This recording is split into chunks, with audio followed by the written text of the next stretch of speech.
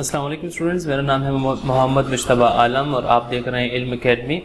आज हम first year chemistry के एक सीरीज़ को डिस्कस करने वाले हैं, एम्पिरिकल फार्मूला। लास्ट लेक्चर में हमने एम्पिरिकल फार्मूला को डिस्कस किया था कि एम्पिरिकल फार्मूला और मॉलिक्यूलर फार्मूला में फ़र्क क्या होता है। अब फर्स्ट ईयर में इंट्रोडक्शन के आगे इसके न्यूमेरिकल्स भी पूछे जाते हैं, तो आपको उसका भी पता होना चाहिए। इस टॉपिक का नाम डिटर्मिनेशन ऑफ एम्पिरिकल फार्मूला के नाम से भी आपको मिलेगा मुख्तलिफ बुक्स में। और इसके न्यूमेरिकल्स के किस तरह होते हैं, हमें डेटा किस तरह दिया जाता है, हम उससे एम्पिरिकल फार्मूला किस तरह सॉर्ट आउट करते हैं। तो उसके बेसिकली 4 स्टेप हैं। 4 स्टेप कौन से हैं इसके मैं नाम बता देता हूँ आपको, और इसके बाद जब हम न्यूमेरिकल करेंगे इसका तो आपको ये चीज़ बिल्कुल परफेक्ट समझ में आ जाएगी। तो पहला स्टेप इसका क्या है कि आप जितने भी एलिमेंट्स वहाँ रिप्रेजेंट किए हुए हैं सिंबल के ज़रिए या नाम के ज़रिए, आप उसका हर एक का इंडिविजुअल मास निकालें। जो कंपाउंड हमारे पास मौजूद है, जो उन्होंने दिया है, क्या इतने ग्राम एक चीज़ है, एक सब्सटेंस है, उसमें ये चीज़ें मौजूद हैं, तो आप उसमें से उसका मास निकालें, फिर उसकी परसेंटेज निकालें और उनके एटॉमिक रेशो निकालें। और उन एटॉमिक यानी असल मकसद एटॉमिक रेशो तक पहुंचना होता है। एटॉमिक रेशो आप होल नंबर्स में ले लें तो वो उसका एम्पिरिकल फार्मूला बना देता है। कैसे? जैसे आप इस देखते हैं इस न्यूमेरिकल में। आप इस न्यूमेरिकल में अगर आप गौर से देखें तो क्या हुआ कि एक ऑर्गेनिक कंपाउंड है, वो कितना मास है उसका मास जो है 1.367 ग्राम्स है। ये उसका मास है, ठीक है। एक कंपाउंड है हमारे पास जो है, उसका मास कितना है 1.367 ग्राम्स, ठीक है। और उसके अंदर कितनी चीज़ें हैं? कार्बन है, हाइड्रोजन है और ऑक्सीजन। 3 चीज़ों से ये पता है कि बस इसमें कार्बन, हाइड्रोजन, ऑक्सीजन है। उसको जलाया जाता है। जब उसको जलाया जाता है हवा में, तो उसमें से बनने वाली प्रोडक्ट्स जो हैं वो कौन कौन सी हैं? कार्बन डाइऑक्साइड, वो कितनी बनती है 3.002 ग्राम्स, यहाँ दिया हुआ है, देख सकते हैं आप। और साथ में हमारे पास वाटर बनता है H2O, वो कितना दिया हुआ है वो भी आप देख सकते हैं यहाँ पे 1.640 ग्राम्स वाटर बनता है बनने के बाद, यानी पानी और कार्बन डाइऑक्साइड बन रहा है, वो इतना बन रहा है। अब वो आपसे पूछ रहे हैं कि ये जो कंपाउंड था CHO, जिसमें 3 चीज़ें थी, उसका एम्पिरिकल फार्मूला क्या था जिससे मिलने वाली चीज़ें ये हैं। हमें प्रोडक्ट्स बता दी हैं, प्रोडक्ट्स का मास बता दिया है और कंपाउंड का टोटल मास बता दिया है, और हमें ये पूछा है कि उसका एम्पिरिकल फार्मूला क्या था। यानी उसमें कार्बन, हाइड्रोजन, ऑक्सीजन के एटॉमिक रेशो क्या थे आपस में, सिंपल एटॉमिक रेशो, ये हमें बताना है, ठीक है। तो इसका सबसे पहला स्टेप क्या है कि आप मास ऑफ ईच एलिमेंट निकालेंगे। तो मास ऑफ ईच एलिमेंट कैसे निकालेंगे, इसका बड़ा आसान तरीका है। तो हम यहाँ पे इजी करके लिख देते हैं ताकि हमें मुश्किल ना हो। सो स्टेप 1 इज़ क्या था?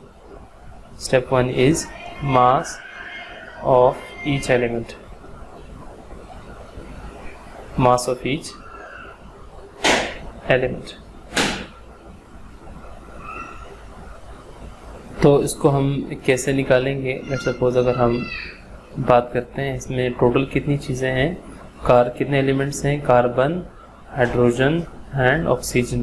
तो हमें कार्बन का भी मास निकालना है, हाइड्रोजन का भी और ऑक्सीजन का भी। तो मास ऑफ कार्बन कैसे निकल के आएगा हमारे पास? तो इट्स मास ऑफ कार्बन। तो इसको निकालने का बड़ा आसान तरीका है। आप ये फार्मूला ज़हन में रखें, 1 mole of carbon divided by 1 mole of carbon dioxide.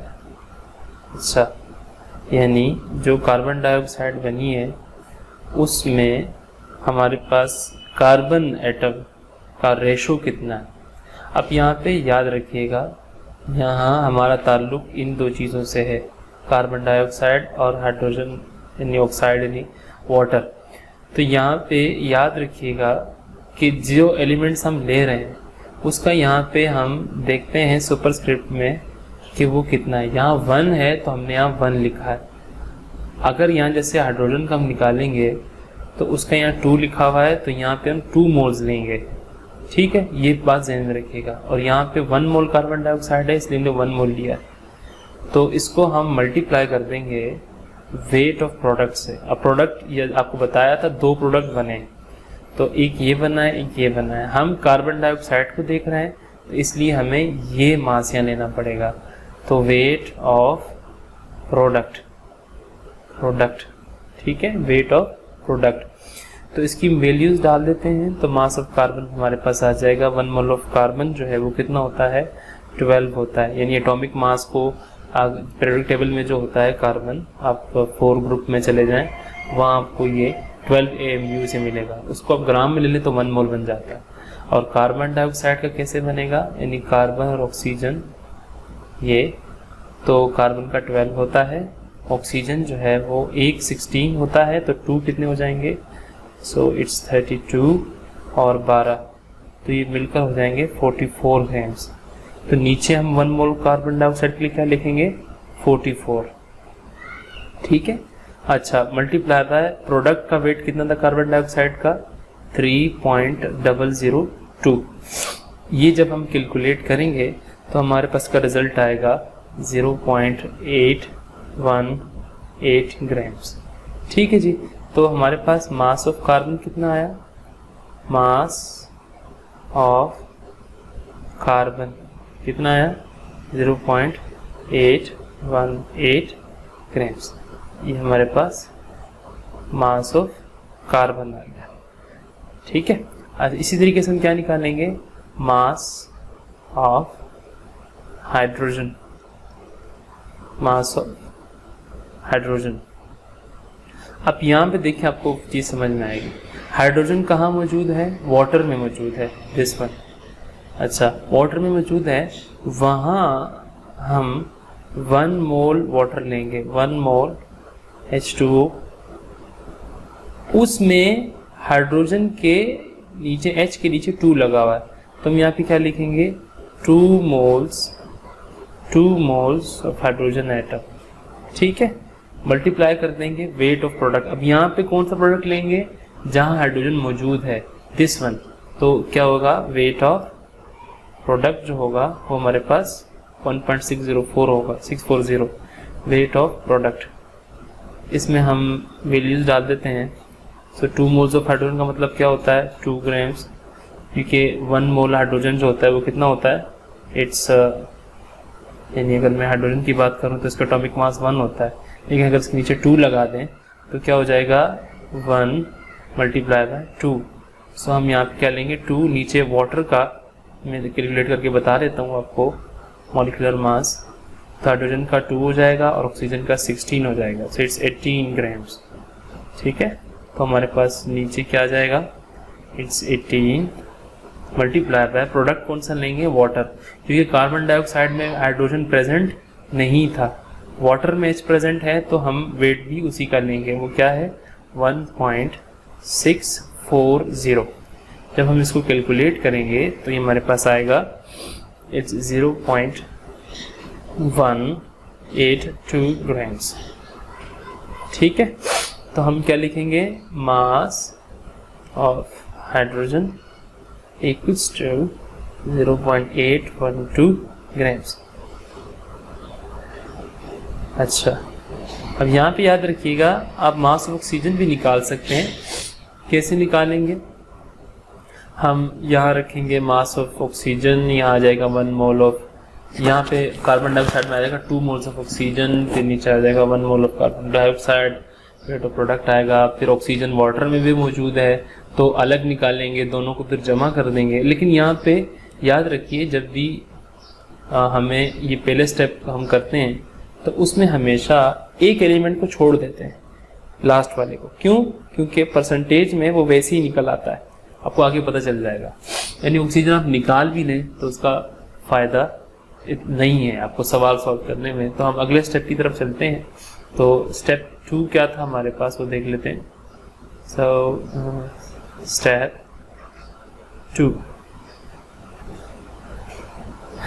2 क्या था हमारे पास, इट्स परसेंटेज ऑफ एलिमेंट्स। ये मेन स्टेप होता है। क्योंकि परसेंटेज मालूम होगी तो हम इंडिविजुअल एलिमेंट्स का एटॉमिक रेशो निकाल सकेंगे, परसेंटेज ऑफ ईच एलिमेंट। ये भी बड़ा आसान है। जैसे मिसाल के तौर पर परसेंटेज ऑफ कार्बन निकालनी है तो इसके लिए हम लिखेंगे mass of carbon in grams divided by mass of the compound, mass of the compound. याद रखें यहाँ मैं प्रोडक्ट नहीं लिख रहा, कंपाउंड लिख रहा हूँ, ठीक है। Multiply by 100। Mass of compound क्या था जो जलने से पहले था, यानी दिस वन 1.367 ग्राम्स, वो कंपाउंड था जो कि जल के दो प्रोडक्ट्स उसने दी थी। तो हम यहाँ पे mass of carbon in grams हमें पता है कितना होता है, जो हमारे पास निकला है वो कितना है, मास ऑफ कार्बन निकला है 0.818 ग्राम्स। तो हम यहाँ पे क्या लिख देंगे 0.818 grams divided by mass of compound कितना था, मास ऑफ कंपाउंड था हमारे पास इट्स 1.367 ग्राम्स। तो इसको यहाँ पे हम लिख देंगे 1.367 ग्राम्स मल्टीप्लाई बाय 100। तो इसको जब हम सॉल्व करेंगे तो हमारे पास परसेंटेज ऑफ कार्बन कितनी आ जाएगी, ये आ जाएगी 59.9%। ठीक है जी, ये हमारे पास परसेंटेज ऑफ कार्बन आ गई। अच्छा, अब इसी तरीके से हम निकालते हैं परसेंटेज ऑफ हाइड्रोजन। बिल्कुल सेम तरीका होगा उसका भी। क्या करेंगे हम लिखेंगे मास इन ग्राम्स ऑफ हाइड्रोजन, जो हमारे पास निकल के आया है, हमने खुद निकाला है, और डिवाइड कर देंगे mass of the compound, mass of compound, उसको करते हैं मल्टीप्लाई 100 से। मास ऑफ हाइड्रोजन का मास कितना निकल के आया था हमने यहाँ देखा था, ये रहा सर। इसका कितना निकल के आया 0.812 ग्राम्स, हमने खुद निकाला था। तो हम यहाँ पे लिख देंगे 0.812 ग्राम्स डिवाइडेड बाय कंपाउंड, जो शुरू में हमें सैंपल दिया हुआ था उसका मास कितना था 1.367 ग्राम्स। तो हम यहाँ रख देंगे 1.367 ग्राम्स, मल्टीप्लाई कर देंगे इसको 100 के साथ। तो इसका रिजल्ट हमारे पास आ जाएगा 13.16%। ये क्या है, परसेंटेज ऑफ हाइड्रोजन। अच्छा, यहाँ तक हमारे पास, इसके बाद काम आसान हो जाता है। मेन चीज़ ये है। अच्छा देखें, तीसरा एलिमेंट जो था ऑक्सीजन, उसको हम लगातार इग्नोर करते जा रहे हैं। यहाँ उसकी कहानी है। अब अगर तीन चीज़ें हैं, दो की परसेंटेज आपको मालूम हो जाए तो तीसरा फाइंड करना बड़ा आसान है। आप लिखेंगे परसेंटेज ऑफ ऑक्सीजन। कैसे निकालेंगे, 100 में से माइनस कर देंगे इन दोनों परसेंटेजेस को, यानी 59.9, पहले उन दोनों को प्लस करेंगे 13.16, पहले उन दोनों को प्लस करेंगे और फिर 100 में से माइनस करेंगे। जब इसको आपस में प्लस करेंगे तो ये मेरे पास आ जाएगा somehow 73.06। जब इसको 100 में से माइनस करेंगे तो आपके पास लगभग जवाब आ जाएगा 26.94%। आपके पास क्या आ गई है, परसेंटेज ऑफ ऑक्सीजन आपके पास मौजूद है यहाँ पे, कि इतनी परसेंटेज आपके पास क्या थी, ऑक्सीजन थी। तो इसलिए हमने तीसरा स्टेप किया नहीं था, वहाँ पे हमने मास ऑफ ऑक्सीजन निकाला नहीं था, क्योंकि परसेंटेज में उसकी फिर हम इस तरह आसानी से निकाल लेते हैं। अच्छा, इसके बाद जो अगला स्टेप है हमारा वो कौन सा है, इट्स स्टेप नंबर 3। तो स्टेप नंबर 3 क्या था, हम मोल रेशो निकालते हैं। ठीक है जी, तो हमारा सिंपल स्टेप था जिसको हमने ऊपर डिस्कस किया था। हम बारी बारी उन तमाम स्टेप्स को कर रहे हैं। ये स्टेप 1 हमारा हो चुका, हमने मास निकाल लिया, इस एलिमेंट का परसेंटेज निकाल लिया। हम निकालेंगे एटॉमिक रेशो, या इसको आप इस तरह कह सकते हैं कि आप इसको मोल रेशो भी कह सकते हैं। सर एटॉमिक रेशो का आप नाम दे दें इसको, atomic ratio of each element each element, इसको हम करने वाले हैं। तो इसको हम कैसे करेंगे, बड़ा आसान है कि जो उसकी परसेंटेज है, परसेंटेज हमने निकाली है, उनको उसके एटॉमिक मैसेज से डिवाइड कर दें तो आपके पास परसेंटेज आ जाएगी। जैसे कार्बन की अगर मैं निकालना चाहूँ तो कार्बन की परसेंटेज कितनी है हमारे पास, इट्स 59.9%। तो हम क्या लिख देंगे यहाँ पे 59.9, और कार्बन का एटॉमिक मास कितना होता है 12, उसको डिवाइड करेंगे तो तकरीबन ये 60 है, तो 5 आंसर आ जाएगा आपके पास। इसी तरीके से अगर मैं हाइड्रोजन की बात करता हूँ तो हाइड्रोजन का जो मेरे पास परसेंटेज आई है इट्स 13.16%, तो उसको हम यहाँ रख देंगे 13.16% डिवाइड बाय 101 होता है, तो इट्स अराउंड 13.16%, 13.16 का रेशो आ जाएगा। और जो ऑक्सीजन है, ऑक्सीजन मेरे पास तकरीबन 26.94 आपने देखा था अभी, ये दिस वन 26.94%, तो इसको हमने यहाँ रख दिया और इसको ऑक्सीजन के एटॉमिक मास यानी 16 से डिवाइड कर देंगे तो ये आ जाएगा 1.68। अब एक रेशो ये आया है, एक ये आया है और एक ये आया है। अब हम इसको कन्वर्ट करेंगे। अब इसको इस तरह कह सकते हैं कि सिंपल एटॉमिक रेशो भी इसको कह सकते हैं, atomic ratio in whole numbers. तो हम तीसरा स्टेप भी हो गया, फोर्थ स्टेप की तरफ आते हैं। So it's step number 4, atomic ratio in whole numbers. तो इसको हम कैसे करेंगे, बड़ा आसान है कि इसमें ढूंढेंगे सबसे छोटा जो हमारे पास एटॉमिक रेशो है वो कौन सा है। इट्स 1.68 सबसे छोटा है, तो हम तमाम रेशोज़ को उससे डिवाइड कर देंगे। तो सबसे पहले हम बात करते हैं किसकी, कार्बन की। कार्बन इट्स 5, उसको हम डिवाइड कर देंगे किसके साथ, 1.68 के साथ, तो इसका जवाब आ जाएगा 3। हाइड्रोजन को जब हम डिवाइड करेंगे यानी उसका जो रेशो आया था 13.16, 1.68, तो ये आ जाएगा 8। देन ऑक्सीजन 1.68 डिवाइडेड बाय 1.68, ये आ जाएगा 1। तो हमारे पास अब कौन से रेशोज आ गए हैं, कार्बन का रेशो 3 है और हाइड्रोजन का रेशो 8 है और ऑक्सीजन का रेशो 1 है। अब हम इसी से एम्पेरिकल फार्मूला लिख सकते हैं, यानी एम्पेरिकल फार्मूला क्या बन जाएगा, मुझे दूसरे पेन से लिखने दें ताकि आपको अच्छे से वाज़ेह हो जाए। एम्पेरिकल फार्मूला जो होगा उसका कैसे बन जाएगा, बस ये लास्ट स्टेप था। एम्पेरिकल फार्मूला इसका अब लिखेंगे CHO, 3 चीज़ें थी। कार्बन का रेशो कितना आया है 3, नीचे लिख देंगे। हाइड्रोजन का आया है 8 और ऑक्सीजन का आया 1, उसको हम लिखते नहीं है। So this is the empirical formula जो हमने निकाला है इस 4 स्टेप्स की मदद से।